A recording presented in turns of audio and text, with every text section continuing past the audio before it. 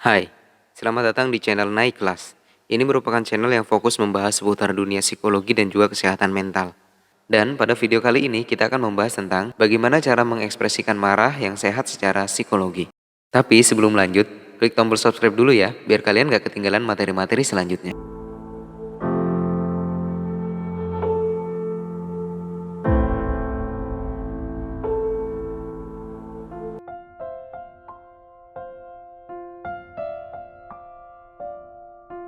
Pernah nggak sih kamu melihat ada orang yang meluapkan amarahnya sampai meledak-ledak tak terkendali, sampai ngerusakin barang-barang yang ada, lempar-lempar piring, pecahin kaca, endangin motor, dan lain sebagainya.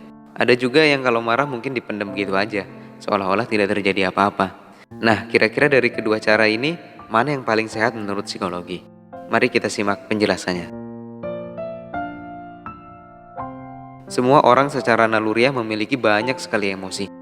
Emosi inilah yang menjadikan kehidupan kita di dunia ini menjadi begitu berwarna. Kadang terasa begitu menakjubkan, kadang biasa aja, kadang terasa sangat buruk.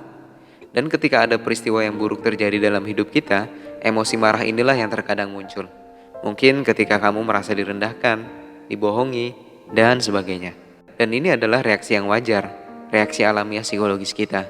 Jadi diterima aja, jangan ngeluh. Jangan ngerasa bahwa kamu gak normal. Justru akan gak normal ketika kamu disakiti oleh seseorang, tapi malah emosi yang keluar adalah bahagia. Kalau kayak gini, kayaknya kamu harus periksa ke psikolog deh. Oke, kita kembali ke marah. Haruskah ia diekspresikan? Ketika kita marah, ada sebuah energi yang sebenarnya ingin keluar dari tubuh kita. Dan ketika mereka tidak diizinkan untuk keluar, maka ia akan menjadi sampah yang terpendam dan menumpuk di alam bawah sadar kita. Semakin lama dan semakin banyak kita memendam, maka semakin banyak pula sampah yang ditumpuk dalam diri kita. Sehingga kalau diibaratkan sebuah gudang, ia bisa meledak kapanpun di saat gudang tersebut sudah terlalu penuh dengan barang-barang yang tak terpakai. Nah, dalam psikologi ini bisa disebut dengan unfinished business.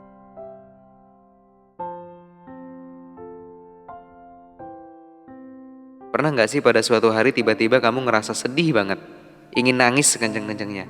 Padahal pada hari itu, kamu merasa tidak ada hal buruk yang terjadi pada dirimu. Tapi sedih aja, nyesek aja, pengen nangis aja. Selamat, berarti kamu mempunyai unfinished business. Masalah yang belum terselesaikan, emosi yang belum terekspresikan. Banyak sekali penelitian di psikologi yang mengungkapkan bahayanya memendam rasa marah ini, ataupun emosi-emosi yang lain.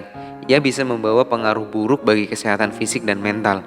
Ada penelitian yang dilakukan selama 12 tahun yang menunjukkan bahwa orang yang sering memendam perasaan marahnya ini memiliki kemungkinan mati muda, setidaknya 3 kali lebih besar dibandingkan dengan orang-orang biasanya.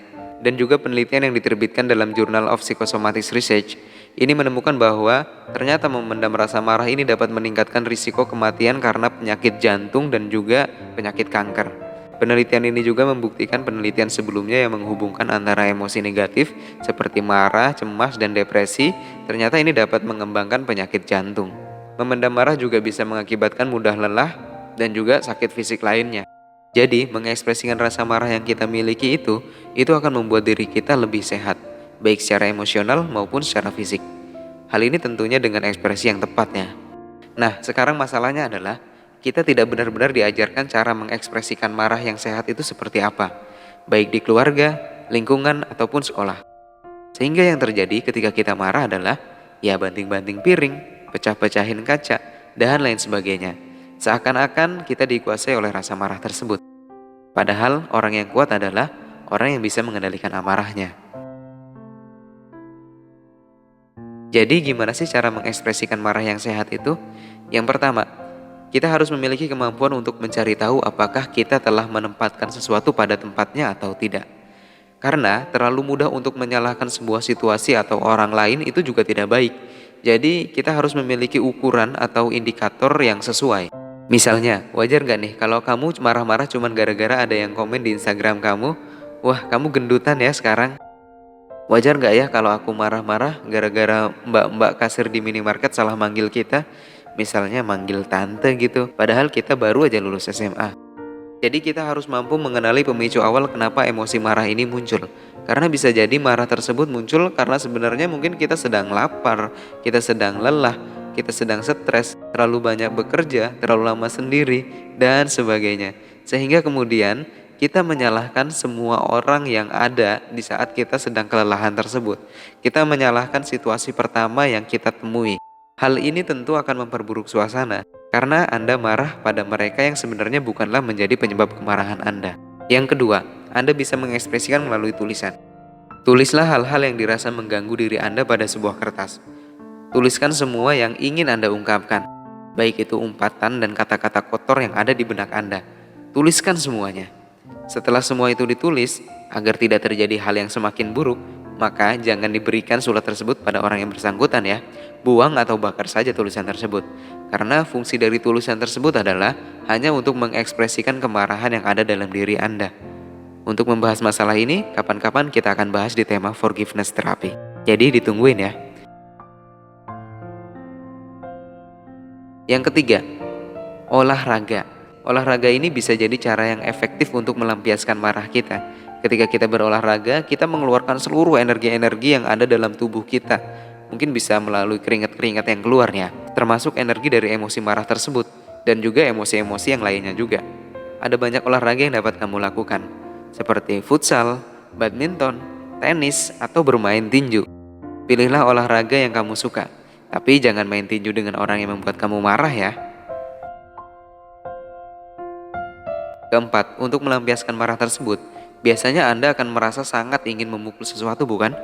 Nah, agar keinginan ini terekspresikan, maka Anda bisa mencari tempat yang sepi dan aman, lalu melampiaskan keinginan tersebut pada sebuah sasaran yang aman juga tentunya ya. Aman untuk diri Anda dan juga untuk orang lain. Kelima, bernyanyi dan berteriak. Ya, sama halnya dengan berolahraga. Ketika kita bernyanyi dan berteriak, di saat itulah emosi yang sedang kita rasakan dapat keluar dan terekspresikan. Demikianlah tips cara mengekspresikan marah dengan cara yang sehat.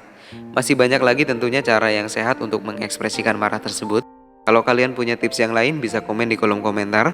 Jika kalian suka dengan video ini, jangan lupa klik tombol like, komen, dan subscribe. Akan ada materi yang lebih seru lagi besok. Sampai jumpa di next video, dan salam mental sehat.